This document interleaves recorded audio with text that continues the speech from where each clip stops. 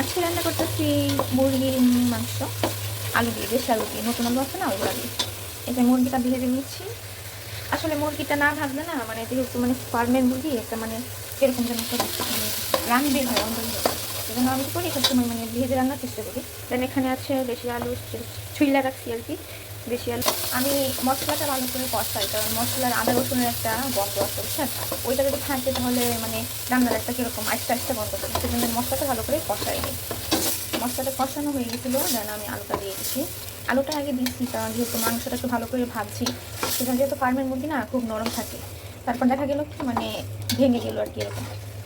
আপনারা হয়তো মনে করবেন যে আলু দিচ্ছে, আসলে আমি সব তরকারির মধ্যেই আলু ছাড়া ভালো লাগে না, বিশেষ করে মানে মাংসের আলুটা অনেক ভালো লাগে, সেজন্য আমি সবসময় ট্রাই করি যে আলুটা দেওয়ার জন্য, সেজন্য আলুটা মিক্স করছি আর কি।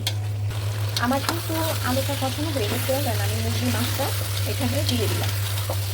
এখন এটাকে ভালো করে কষিয়ে তারপরে ঝুল দিয়ে দেবো, ঝুলিয়ে তারপরে হলে নামিয়ে নেব।